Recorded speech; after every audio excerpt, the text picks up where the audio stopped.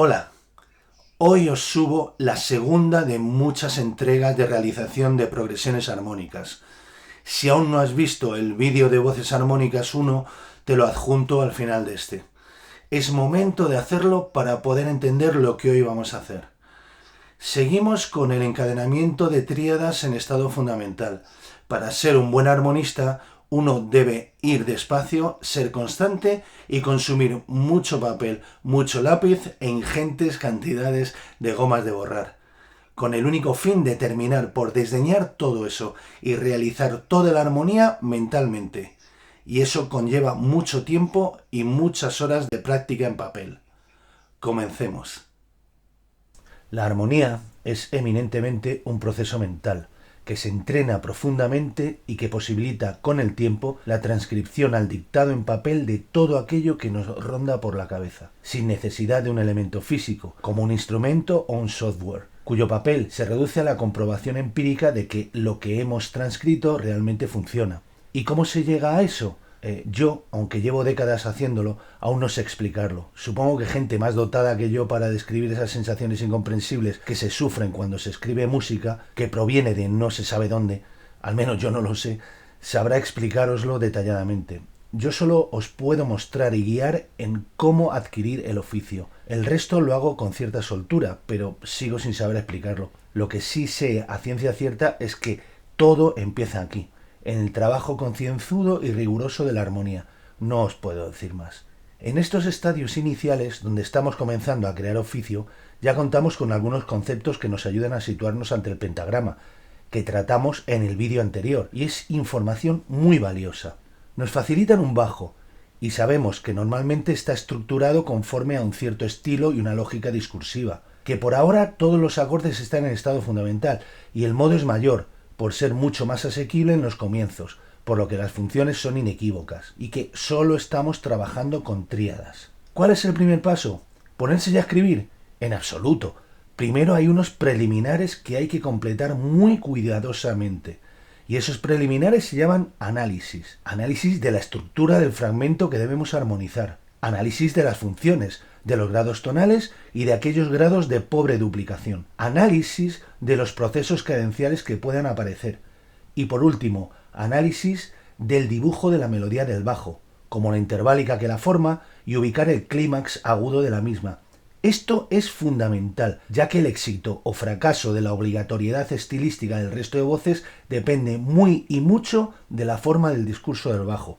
Si no hay proceso analítico preliminar, no habrá ninguna posibilidad de realizarla exitosamente. Como los acordes a utilizar se circunscriben a las tríadas en estado fundamental, solo os debe preocupar por ahora un movimiento del bajo, el de grado conjunto. Mientras el bajo salte, la realización será bastante más libre, ateniéndonos solo a conceptos estéticos que os iré detallando. Pero si el bajo se mueve por grados conjuntos, la realización estilística se complica y los intervalos duplicados de repente implican el peligro de una realización bastante cutre en comparación con las realizadas por los maestros. Olvidaos ahora de realizar discursos elaborados de las líneas melódicas. No tenéis ni de lejos herramientas suficientes. Preocupaos exclusivamente de realizar conjuntos vocales realmente efectivos. Algo que dedujimos del vídeo anterior es que los movimientos entre las voces que contienen más riesgo de alcanzar o mantener intervalos vacíos y de poco interés contrapuntístico son los directos, y los más deseables, los contrarios. Desde que Lars Nova, en el siglo XIV, nos descubrió el enorme interés de la liberación de las líneas melódicas, con su puntum contrapuntum, etapa extremadamente interesante a la que dedicaremos una entrega más adelante, por lo que será el movimiento contrario de las voces, principalmente para con el bajo dado, lo que primaremos, pero no por sistema, ya que un movimiento contrario constante se convierte en tan infructuoso como demasiado movimiento directo. La armonía, como os digo, implica ante todo equilibrio. Cuando yo comencé a estudiar armonía cerca del Paleolítico inferior, se me hablaba constantemente de reglas. Asumirlas rápidamente me proporcionó buenos resultados académicos en armonía, contrapunto y fuga, pleno de sobresalientes y alguna que otra matrícula de honor. Hasta que un día caí en la cuenta de que más que en escribir música, según mis antecesores más antiguos, lo que había hecho era convertirme en un hacha haciendo sudokus musicales. Cuando entendí, no sé cómo tampoco, que la armonía y el contrapunto realmente, salvo el contrapunto de especies y la fuga de escuela, por las que pasaremos, ya que son fundamentales para coger mano y agilidad, y ahí sí que hay reglas, ya que son métodos de agilidad práctica, como el correr o practicar artes marciales con lastres en piernas o muñecas. Como digo, cuando entendí que el secreto no era controlar reglas, sino controlar trazos, pinceladas, imitar estilos y ser fiel a todos y cada uno de ellos, aprendí a entender la música que el desconocimiento hace aparentar ser reglas. Aunque aquella concepción de reglas establecidas e inamovibles me ahorró al menos cometer el error de intentar innovar en la realización de los ejercicios de armonía, como hace cualquier ignorante, ya que en un contexto tonal armónico funcional, donde la última innovación tiene ya más de un siglo, solo puede pensar en innovar como nos enseñó Guido, el animal. Volvamos al pentagrama, que para eso nos hemos reunido aquí con Euterpe, en su encrucijada. Y la musa no me está mirando bien, no le está gustando mi discurso, ya que ella es todo amor en su estado más puro, como no podría ser de otra manera representando lo que representa, la música. Tened en cuenta una cosa, os recomiendo, salvo que en la realización nos encontremos grados de mediocre duplicación, que a veces son inevitables, ya sea por necesidad discursiva o estética y construcción fraseológica, que cuando dos acordes tríada en estado fundamental se construyan sobre dos fundamentales del bajo por movimiento conjunto, el resto de elementos del acorde se mueva por movimiento contrario al bajo. Así os evitáis esto. Por eso es fundamental realizar un trabajo preliminar del discurso del bajo, ya que esos movimientos a los que nos obliga el bajo pueden poner en peligro no solo la realización, sino la propia ejecución vocal de nuestra armonización. Todo esto no tiene nada que ver con los coros realizados en música popular. En ella el estilo es uno, hacer todos los coros por movimientos paralelos, como se hacían en la Edad Media, ya que sirven para enriquecer y espaciar el sonido de la melodía principal. Son coros que refuerzan una voz, ni son un motete ni una ópera barroca. De hecho, cuando alguien hace una melodía por terceras y quintas y alguna nota no sigue esa pauta, parece que algunos creen estar escuchando a Mozart o los Carmina Burana de Karl Orff. Y claro, por eso luego la gente, cuando se informa un poco, se lleva tantas decepciones. Y lo digo sin acritud, que yo consumo, disfruto, toco, me divierto y me he criado con esta música también, pero a cada cosa su cosa. Aquí lo que buscamos es el contrapunto, el que ha perdurado durante siglos, la independencia, en lo posible estilísticamente, de las voces. Un conjunto vocal que se mantiene por sí solo, como si de un instrumento polifónico y a veces de una orquesta entera se tratase, y que nunca dependa de esta, sino que simplemente lo complemente. Volvamos donde lo habíamos dejado. Vemos dónde está el sonido más comprometido en relación al resto de voces, es decir, el más agudo del bajo, y a su vez podemos ver que existe un encadenamiento constante de acordes por movimiento conjunto. Esto ya nos limita bastante y condiciona el movimiento del resto de voces. Para no caer en la enfatización de intervalos que empobrecen el resultado contrapuntístico por movimiento directo, que es como se acentúan las sonoridades como quintas y octavas, tanto paralelas como directas. Si comenzamos con una disposición donde haya poca distancia al comienzo, es imposible llegar al clímax del bajo sin ningún tipo de cruzamiento, donde el bajo deja de ser el bajo y donde habrá que recurrir a movimientos melódicos lamentables y fuera de todo estilo, equilibrio y factibilidad de ejecución, y líneas absurdas para las voces superiores. Es decir, una chapuza fruto de la necesidad más que de la correcta realización. Si analizamos convenientemente, tendremos ya, por el trazo del bajo, toda la información que necesitamos para adelantarnos al futuro. El trazo del bajo nos está hablando y nos informa de lo que va a pasar. Debemos escuchar lo que nos predice con total atención y así no perderemos el tiempo por comenzar a escribir por creernos que lo que nos dicen en las películas del poder de los compositores superhéroes de escribir a dos manos y sin ningún poder de discernimiento ocurrió de verdad. Por lo que tomemos las precauciones en relación a la información que nos da el bajo y después comencemos. Mantenemos primeramente el tenor lo más alejado posible en el comienzo del bajo, ya que la progresión del mismo es ascendente. Si fuera descendente procederíamos al contrario, partiendo incluso de un unísono al comienzo entre bajo y tenor. Pero en este caso es hasta donde nos podemos permitir llegar a mitad de la línea del bajo, a un unísono entre esas dos voces. La contralto y la soprano están completamente condicionadas por esa lucha contrapuntística entre tenor y bajo, ya que el último es el que cimenta todo el edificio armónico, y ya sabemos que dan igual las calidades que tenga un ático de lujo si los cimientos no son firmes. Mirad qué ocurre si no atendemos al clímax agudo de la línea de bajo, y por ejemplo, comenzamos con el tener una tesitura media o baja. Intentaré ser breve. Os lo mostraré todo, salvo la realización final, en dos claves, porque soy consciente de que quizá la mayoría aún no controléis con agilidad la armonía 4 claves, y así podréis ver más rápidamente las barrabasadas estilísticas. Ya en sol tenemos a las 4 voces encerradas en una quinta.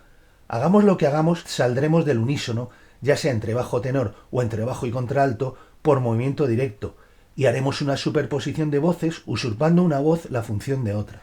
En el tercer compás, un acorde de La en estado fundamental se convierte en un acorde de La en segunda inversión, cambiando por completo la sonoridad del conjunto y realizando el tenor las funciones del bajo, para después abordar la primera cadencia a un unísono por movimiento directo en bajo y tenor, sin dar la oportunidad al oído de saber qué voz trabaja realmente en el bajo. En resumen, la palabra chapuza para definir esta armonización se queda muy corta. Si se hace una realización así en estos primeros estadios, ¿qué no se hará cuando se tengan las herramientas suficientes como para recrearnos en motivos temáticos, imitaciones y demás? Y no más grave, ¿a quién estamos imitando con bordaduras, pasos, apoyaturas, retardos o elisiones, sonando en una tesitura con 4 voces en un centímetro cuadrado?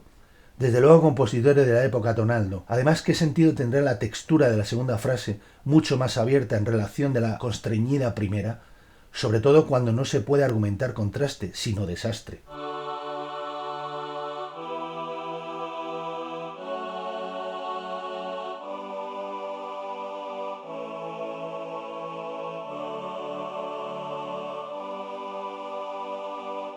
Bajemos aún más las tesituras al comienzo, porque eso de analizar no es lo nuestro. Fijaos ahora lo que ocurre si seguimos el sentido del bajo en cualquiera de las otras 3 voces. Obviamos los movimientos paralelos porque nosotros somos muy innovadores. Y como nos han dicho que hay reglas, como buenos sácratas, no nos someteremos jamás a los mandatos tiránicos de la historia, ni de ningún maestro, porque yo lo valgo. Por otro lado, ¿qué me van a aportar a mí esos viejos en mi percepción de la vida? Pues claro, todo esto en su mente sonaba muy bien. La realidad, sin embargo, es distinta. Realices cuando realices los movimientos directos en grados conjuntos en estado fundamental, te encontrarás no con armonías, sino con reforzamientos de la voz grave o aguda, sin color, sin contrapunto, sin estilo, simplemente una línea melódica arcaica que, como digo, se limita a reforzar una sola voz. Solo las terceras paralelas nos hacen escuchar que hay una voz más, y en cuanto a estilo, mejor no me explayo.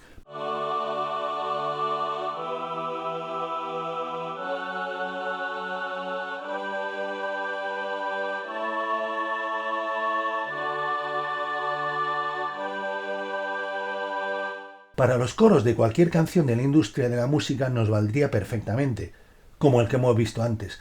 Acordes plaqué por movimiento directo reforzando una sola voz. Con una sola clave de sol tenemos más que de sobra para escribirlo todo. Pero entonces debemos saber para qué hemos llegado hasta aquí. Desde luego no es para esto, ya que para este resultado con los vídeos de iniciación ya tenemos material más que de sobra. E insisto, mi grupo de rock preferido desde siempre y por el cual mato los hace así y me siguen estremeciendo a día de hoy. Bueno, a día de hoy, con lo que ofrece la industria, estremecerme es poco. Observad el resultado y buscad en la literatura musical a ver dónde encontráis algo así desde la Edad Media. Y finalmente el resultado básico que podemos dar por adecuado, habiendo analizado previamente la línea del bajo. Como os decía antes, en la línea del bajo ya está toda la información de lo que puede ocurrir en una armonización desde el inicio. Compás 1. Como vemos que existe una sucesión de acordes en estado fundamental encadenados por grados conjuntos y el bajo sube al final de dicha sucesión hasta una tesitura alta, procederemos a comenzar con una disposición lo más alejada posible del comienzo de la línea del bajo, para lograr no cruzar las voces, ni suplantar roles armónicos sin salirnos de la imitación estilística, procediendo al movimiento contrario, por ser el más atractivo contrapuntísticamente hablando, desde, como digo, la práctica del puntum contrapuntum hace muchos siglos. La quinta directa entre tenor y soprano pasa desapercibida al llegar el tenor por grado conjunto. Compás 2. Como podemos observar en la contralto, hemos duplicado un grado bastante mediocre, el tercero, pero el movimiento contrario de las 3 voces para con el bajo lo merece. Si nos basáramos en reglas, nos daría exactamente igual la ventaja auditiva del conjunto, y hubiéramos tenido que recurrir a movimientos histriónicos que hubieran arrojado resultados totalmente descontextualizados con lo que prosigue. Compás 3. El tenor y el bajo abordan un unísono por movimiento contrario, y entre tenor y soprano volvemos a encontrarnos el caso de la quinta directa inapreciable como vimos en el compás 1. Aquí tendríamos un problema de haber encontrado un bajo que hubiera continuado ascendiendo. Habría condicionado aún más todo lo que precede a ese momento. Compás 4. Se produce una primera cadencia 1-4, una semicadencia, ya que en definitiva se realiza sobre la dominante de abajo, es decir, la subdominante. Una cesura suspensiva, tras la que se abre un proceso mucho más libre gracias a que el movimiento del bajo así lo permite. Se da una octava directa entre bajo y soprano, llegando esta última por movimiento conjunto. Añadir que en todo proceso cadencial, coronado con un calderón, se da una ruptura en el encadenamiento de las voces. El siguiente acorde tras el calderón puede comenzar con una disposición que ignore la finalización de la frase anterior. Echando un vistazo a los corales de Bach, encontraremos muchos casos de esta característica en las conducciones de las voces. Yo he encadenado todo para hacerlo a estas alturas iniciales más asequible, pero que tengáis en cuenta que tras un calderón podéis permitiros el lujo de casi comenzar de cero. Compás 5. En la conexión entre el compás 4 y el 5 nos encontramos también condicionados por el grado conjunto en el bajo, ya que nos obliga a realizar un movimiento contrario en todas las voces, si no queremos salirnos del estilo. Compás 6. Mismo caso de quinta que en compás 1 y 3. El dibujo melódico de la soprano entre compases 4 a 6 es bastante mejorable. Pero con los medios con los que contamos ahora en nuestra práctica armónica, realizando el menor número de saltos posibles en las voces superiores y el mantener en lo posible también las notas comunes entre acordes encadenados, bastante hacemos con que se mueva y sacrifiquemos ciertas partes melódicas por el bien del conjunto. Por cierto, podréis ver que volvemos a duplicar el tercer grado, pero claro, si os fijáis en el bajo, como deberíais haber hecho antes de escribir la primera nota, los tres siguientes encadenamientos se suceden por movimiento conjunto, algo que nuevamente va a condicionar el movimiento de las otras tres voces. Finalmente, la contralto está a punto de realizar una superposición con la soprano, pero no ocurre, no la sobrepasa, simplemente ocupa el lugar que ocupaba la soprano sin superarla. En definitiva, tened esto presente. En la realización de un bajo dado, el bajo siempre manda. En la realización de un tiple, el tiple manda y el bajo dirige. La voz del bajo jamás es secundaria. Últimos dos compases. Proceso cadencial. Cadencia auténtica, perfecta, conclusiva. Auténtica, por ser entre los grados 5 y 1. Perfecta porque todos los acordes están en estado fundamental. Y conclusiva por todo lo anterior. En el compás de la dominante tenemos nuevamente la quinta directa entre tenor y soprano que ha ocurrido en compases anteriores, lo que ya parece un elemento temático, y llegamos a la cadencia con su multitud de curiosidades. En el compás 8 terminamos la melodía de la soprano en el clímax grave de toda la realización, cosa interesante porque amplía la diversidad melódica y el color de todo el conjunto, pero para que esto ocurra debemos forzar un poco la situación. Por lo pronto, la soprano ocupa la posición de la contralto en la resolución de la sensible, a la misma altura que hubiera resuelto esta.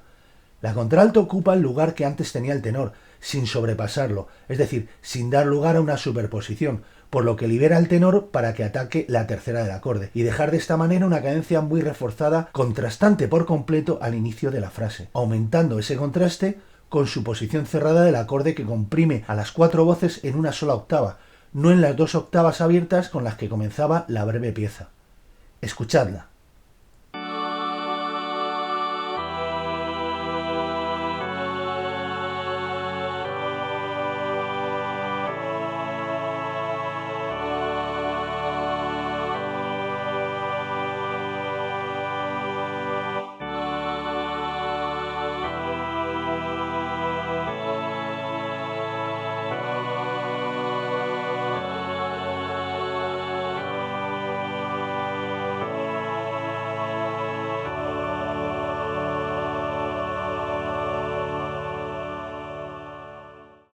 Y hasta aquí por hoy. Trabajad, analizad, escuchad y cuando no podéis más, sacad fuerzas de vuestro amor inconmensurable por la música y volved a trabajar, a analizar y a escuchar. Debéis soñar en el lenguaje de la música. Cuando en vuestros sueños los pentagramas y las relaciones armónicas os turben la calma, es que vais por el camino correcto y vuestro cerebro se estará transformando en el de un armonista. No resistáis. Si acudís a la cita con la musa, es porque es eso exactamente lo que habéis venido a buscar. Dejad que ella os encuentre. Eso sí, apoyad el proyecto con vuestro like, suscribíos al canal y no olvidéis activar la campana para que estéis a la última, tanto de lo que se va subiendo en él, como de todos y cada uno de sus estrenos. Y ya sabéis, nos vemos en la encrucijada de Euterpe.